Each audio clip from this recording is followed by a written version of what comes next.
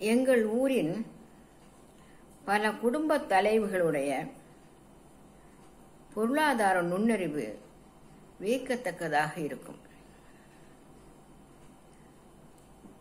இருக்கின்ற தங்களுடைய வருமானத்துக்கு தகுந்தவாறு குடும்பத்தை நடத்தி செல்வதில் வல்லவர்களாக அவர்கள் இருந்தார்கள்.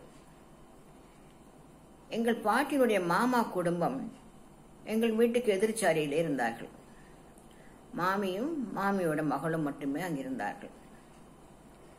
வாசலிலே காலை வேளையிலே நீளமான புடலங்காயோ அல்லது நீளமான தண்டு கீரையோ வரும். கொட்டாங்கச்சி தண்டு கீரை என்று சொல்வார்கள். அது இப்பொழுது காணும். அந்த கீரை வகையை 10 பைசா தான் ஒன்று. எல்லோரும் வாங்குவார்கள், இவரும் வாங்குவார், எங்கள் அம்மங்காவும் வாங்குவார்.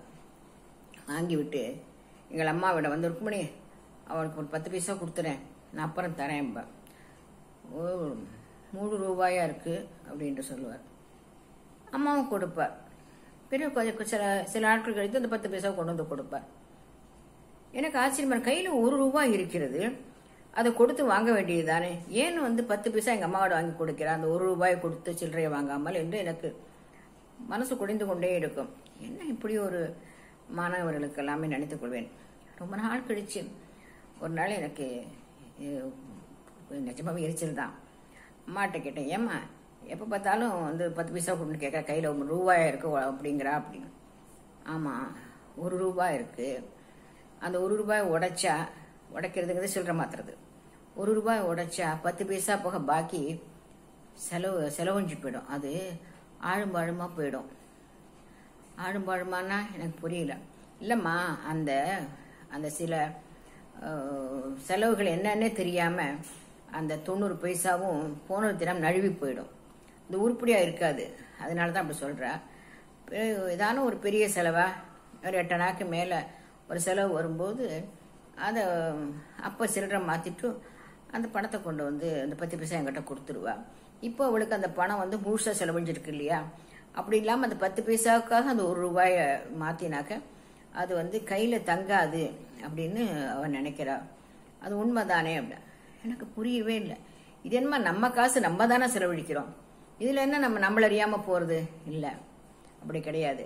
நம்மகிட்ட அப்படி சில்லறை இருந்ததுன்னா சில்லறை எங்க அம்மா ஒரு வார்த்தை ஆழும்பாழும் சொல்லுவா, ஆழும்பழுமா போயிடும்பா. அப்படி போயிடும். அவன் செய்யறது சரிதானா. எனக்கு அப்ப புரியவே இல்லை அவளுடைய அந்த நடவடிக்கை. 1 ரூபா உடைக்கிறதாவது அதுக்காக. அதனால இப்போ நிறைய பொருளாதார சிந்தனைகள் பலவற்றை படிக்கும் பொழுது எனக்கு புரிகிறது. உண்மைதான். அந்த மொத்தமா இருக்கின்ற பணத்தை எடுத்தோமானால் சில சமயம் பிக்சட் டெபாசிட்ல பணம் இருக்கும். அதை எடுத்துட்டு திருப்பி போடலாம் நினைச்சிட்டு எடுப்பாங்க. அதுல கொஞ்சம் வேண்டிருக்கும் பணம், எடுத்துட்டு திருப்பி போடவும் கை வர்றதில்ல, அப்படியே போயிடும் அந்த பணம். நான் பாக்கிறேன் அதை. ஆமா, இதுதான் சுந்தரி மங்காவோட தேரியா என்று தோன்றியது எனக்கு. பல வெளிநாட்டு நண்பர்கள் வரும்பொழுது வாழ்க்கை முறை பற்றியெல்லாம் பேசுவார்கள். அப்பொழுது ஒரு நாள் வேடிக்கையாக எங்க சுந்தரி அம்மங்கா செய்கின்ற அந்த 1 ரூபாயை உடைக்கக்கூடாதுங்கிறத செய்தான்னு சொன்ன போது அவர்கள் வியந்து போனார்கள். அதில் வந்திருந்த ஒரு பொருளாதார நிபுணர் வியந்து போய், எப்படிப்பட்ட சிந்தனை இது தெரியுமா, இது நாங்கள்லாம் பேசுகின்ற ஒரு சிந்தனை, அது ஒரு எளிய கிராமத்து அம்மாவுக்கு இது இருந்திருக்கிறது என்று அவர் ரொம்ப வியந்தார். அப்போதான் எனக்கும் புரிஞ்சது, நம்ம வீட்டு பெண்களுடைய பெருமையை நமக்கே தெரியல பத்தியா. நம்மள அறியாமலே அவர்களுக்கு ஒரு பெரிய அவர்களிடம் ஒரு பெரிய பொருளாதார நிபுணத்துவம் இருந்திருக்கேன், நமக்கு தெரியவில்லை பார்த்தியா நினைத்துக் கொண்டேன். ஆமாம், நம்முடைய பெண்கள் குடும்பத்தை நடத்தி செல்வதிலே சாமர்த்தியசாலிகள் தான்.